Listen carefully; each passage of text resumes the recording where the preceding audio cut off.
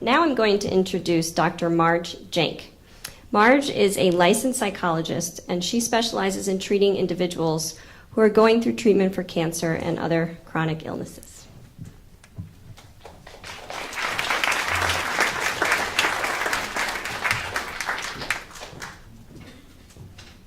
Good morning. I am glad you did all those exercises. You just missed our facing dog, and now I don't have to go to Pilates and yoga today.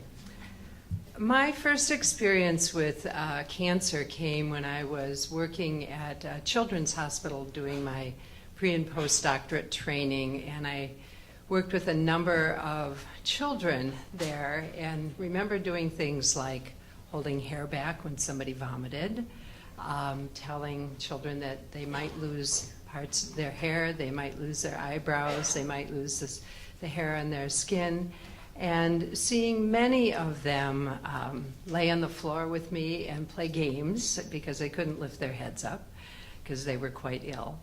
But also seeing many of them leave the hospital healthy, go to the clinics, see them in the clinics, and enjoy their health there. My second experience with breast cancer, or my first actually experience with breast cancer, came when our youngest son was in college and dating a girl who he really liked. And he said, "Mom, she's going to do this 3-day walk in San Francisco with 4 of her friends. And we need to kind of go support her. So would you go with me?" And I said, "Well, sure, okay." So we went to Golden Gate Park, stood along with other people, but we made a bunch of posters and had bells to ring. I didn't see my son's poster that he made. His poster said, "Save second base." He later married that young woman. I had to think, second base, oh, I know second base. So I want to talk to you about how you define yourself. Women, let me start with men. Men, you and growing up, middle school, high school, defined yourself as shoulders, how strong you were, and that you had a penis. And there was a lot of probably comparison of penises also. Women, we know that we're different. We define ourselves by our breasts and by our vaginas. But we see the breasts. And that is a typical response when I see patients in my private practice. One of the things that I remember was when I got my first bra. There wasn't a Kmart or a Penny's or a Target. There was a Woolworth's, a dime store, and it was a little tiny padded little bra. It was probably an extra small, but I begged my mother for it. And I bet if you all close your eyes, you'll remember the first time you wore a bra, how excited you were, what that meant you were becoming a woman.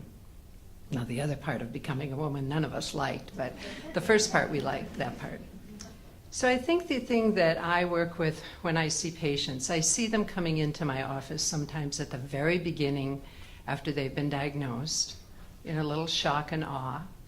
I see them sometimes during their cancer treatment, and I see them sometimes only after the treatment, because after the treatment, that's when they can let down. That's when they can say, it's really okay and safe to feel. During treatment, when I see patients, it's oftentimes with the idea that, how can I make it? How do I survive? What happens with my family? Who can I depend on? This is sore. This hurts. I hate it. Why me? And we talk through all those questions. I have no answers, but we talk about it. I hope that if any of you do see a therapist, that in the therapy part that you find a person that will be able to listen to you and hear what goes on with your life. And there's one phrase that I think is important for you to remember. It's a phrase that says, "I'm not what has happened to me, it's what I choose to become." So the symptoms that I hear from cancer, well, first of all, two of the things that I think are real important when I'm working with patients is touch and humor. We laugh a lot. We laugh about how things are going in your life. We laugh about how you have chemo brain, and yes, you're at my office, not at Dr. Savant's office. We laugh at how funked out you might feel, how you feel that you're not very desirable, how you've gone through early menopause, you have lower libido, how your chemo brain can't remember what clothes you put on yesterday as compared to what you're putting on today, how skinny some of you have become, how your clothes don't fit, how with some chemo you have hair loss, and with some other kinds of chemo there is no hair loss, but you still are a cancer patient. You have mouth sores sometimes, you have neuropathy sometimes, you have a fat face sometimes, and you have to seem being tough enough. The other part that I think is very hard for some of my patients is they see the worry, they see the scared faces on their children, on their loved ones, on their friends. So I have tissue in my office. I tell my patients it's the only thing that's free besides a hug from me is my tissue. Otherwise, they have to pay me. But the other thing that I work on with my patients is to help them compartmentalize. You are you. You are not cancer. You have had or are having an experience that is called cancer, but that does not mean that that's you. You can take your cancer and you can put it in a box. Imagine of putting it all in a box, putting all those worries, all those medical numbers, all those appointments, put them in a box, close up the box, and set it aside. Because that's only a part of you, that is not all of you. It is also really important in the process of your cancer treatment to grieve, to be angry. You can talk to God, you can talk to a higher power. I even let you scream in my office if the next door isn't having somebody in. You can say, why me? And that's okay. It's important for you to grieve in order for you to move on. In grieving, through grieving, we do some type of acceptance. You must give up the life that you planned in order to have the life that is waiting for you. You must give up the life that you planned in order to have the life that is waiting for you.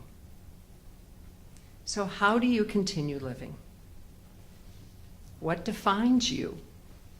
If I asked all of you to write an autobiography of yourself, what would you say?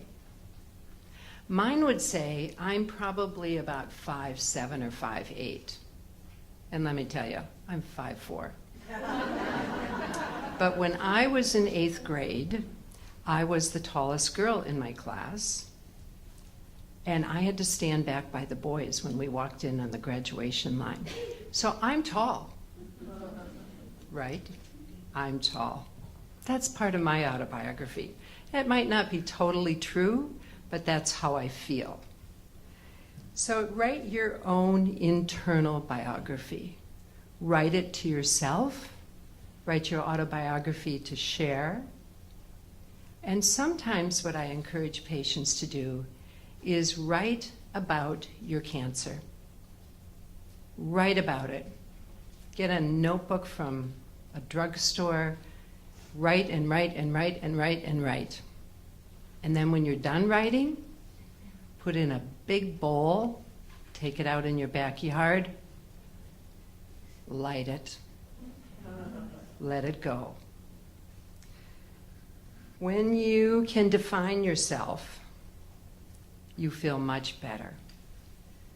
Give yourself permission to do one thing a day, to forget all that medical terminology, all those numbers, all those names of medicines that you've taught me about. Your doctors have them. It's in your file. Don't worry about that. Lose your oncology team. They'll be there if you need them again, but it's okay in surviving to lose your oncology team. Stop questioning, did I do it well enough? Am I okay enough? Lose the headbands, lose the bandanas, lose the hat, lose the wig. Lean on dependable people. They might be your family, they might not be your family. They might be a friend, they might be a neighbor, they might be the grocery store clerk. Lean on people that will help you. And the last thing is, listen to your heart.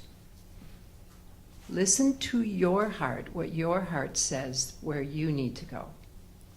Write your own autobiography. And my last little quote for you that I love is, sometimes courage is the quiet voice at the end of the day saying, I will try again tomorrow. Thank you.